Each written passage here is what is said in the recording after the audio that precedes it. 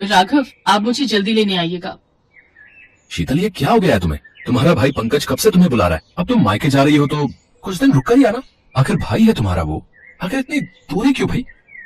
तुम्हें तो बस अपनी आजादी प्यारी है, किसी की फीलिंग्स की तुम्हें कोई कदर नहीं। एक बार कह दिया ना, 2-3 दिन में ही वापस बुला लेना।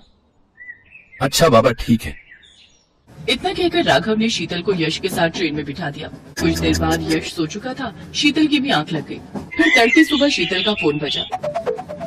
शीतल, कुछ देर बाद ट्रेन स्टेशन पर पहुंच जाएगी। मैं पंकज को फोन कर देता हूँ, वो तुम्हें और यश को लेने स्टेशन आ जाएगा।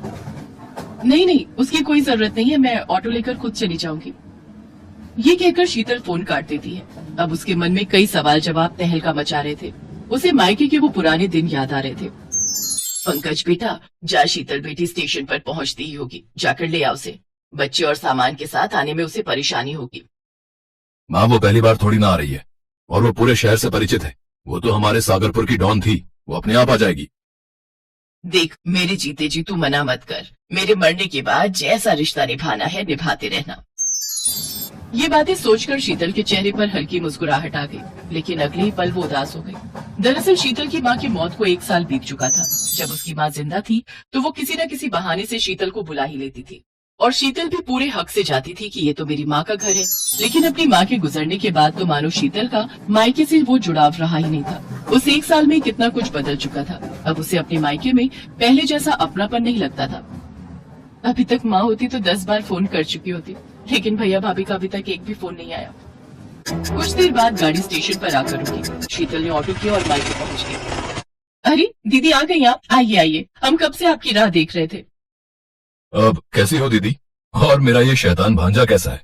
ये ले यश, चॉकलेट खा। थैंक यू मामा। दीदी, आप अपना ये सामान गेस्ट रूम में रख दीजिए, आपका बिस्तर भी वहीं लगा हुआ है। नहीं भाभी, मैं माँ के कमरे में ही सो जाऊंगी। अरे लेकिन उसे तो हमने अब स्टोर रूम बना दिया है। वो क्या है ना, घर में एक्स्ट्रा सामान रखने की जगह ही नहीं थी। शीतल को ये जान अच्छा नहीं लगता। वो चुपचाप अपना सामान गेस्ट रूम में ही रख देती है। फिर शाम को वो भाभी का हाथ बटाने किचन में जाती है। यहीं तो रखा था, न जाने कहाँ है। क्या हुआ दीदी, क्या ढूंढ रही हो? भाभी, माँ का वो स्टील वाला डिनर सेट नहीं मिल रहा जिसमें वो अक्सर हमारे आने पर खाना परोसती थी। अच्छा वो, उसे तो मैंने निकाल दिया। वो क्या है ना, रसोई में बहुत भीड़ हो रही थी, इसलिए मैंने सभी बेकार चीजें फेंकवा दी। आप चिंता मत कीजिए, मैंने डिस्पोजेबल ग्लास और प्लेट्स मंगवा ली हैं। उसी में खा लेंगे तो बर्तन धोने का झंझट ही नहीं रहेगा। माँ थी तो वो हमेशा स्टील के बर्तन में ही खाना परोसती थी, लेकिन आज। दीदी किस सोच में पड़ गई? आप बैठिए, मैं खाना परोस देती हूँ। वो सभी डिनर करने बैठे। डिनर में आज भाभी ने दाल और कद्दू की सब्जी बनाई थी। ये देख शीतल को पुराने दिन याद आते हैं। भाई वाह माँ, आज तो तरह तरह के पकवान बन रहे हैं। बड़ी खातिरदारी हो रही है माँ, आपकी बेटी की है। हाँ तो एक ही तो बेटी है मेरी, ना जाने ससुराल में अपनी पसंद का कुछ खा भी पाती होगी या नहीं। ले बेटी खा, और मेरे नाती के लिए मैंने इनके पसंद के नूडल्स और बर्गर भी बनाए हैं। नानी माँ, तुम बहुत अच्छी हो, हमारा कितना ख्याल रखती हो।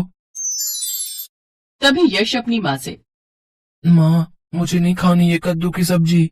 नानी माँ थी तो वो हमारे लिए कितना अच्छा अच्छा खाना बनाती थी। चुप कर यश, ऐसा नहीं बोलते, जो बना है हमें वही खाना चाहिए। चलो अब चुपचाप से खाना खाओ। शीतल को मायके आकर रह रहकर अपनी माँ की याद सताती थी। ऐसे ही 3 दिन बीत गए। 3 दिन अपने मायके में रहने के बाद अगली सुबह शीतल की रवानगी थी। जाने से पहले पंकज एक चाबी लेकर आया और उसने शीतल को दी। ये क्या है भैया? दीदी, ये माँ के कमरे में जो संदूक रखा था उसकी चाबी है। वो शायद उनका सबसे अजीज संदूक था और माँ मुझसे ज्यादा तुमसे लाड रखती थी, इसलिए मैं और तुम्हारी भाभी चाहते हैं कि इसे आप ही खोलो। लेकिन ऐसा क्यों? क्योंकि दीदी इस पर आपका अधिकार है। माँ हमेशा कहती थी कि मेरे मरने के बाद ये पूंजी शीतल को देना, वही इसकी कीमत समझ सकती है, इसलिए बेहतर होगा अगर आप ही इसे खोलें। कांपते हाथों से शीतल ने वो बक्सा खोला। उसमें सबसे ऊपर शीतल के पापा का वो खादी वाला कुर्ता पजामा रखा हुआ था जो कि उनका पसंदीदा था। गायत्री, से संभाल कर रखना, मैं इसे पंकज के जन्मदिन पर पहनूंगा। हाँ। हद करते हो जी, दुनिया इतनी आगे बढ़ चुकी है, वो कोट पैंट और सफारी सूट पहनती है और तुम ये खादी का कुर्ता पहनोगे। दुनिया जो पहनती है पहनने दो भाई, लेकिन मैं तो यही पहनूंगा। हाँ।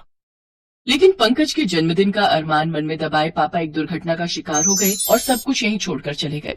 शायद उस दिन से वो कुर्ता माँ का अजीज हो गया था। उसके नीचे देखा तो भाई के अन्नप्राशन के कपड़े रखे हुए थे। शीतल ने जब और गहराई से देखा तो उसमें एक गुड़िया रखी हुई थी जिससे शीतल बचपन में खूब खेलती थी। कितनी ही ऐसी यादें उस संदूक में कैद थी जो शायद एक माँ के लिए बहुत खास थी।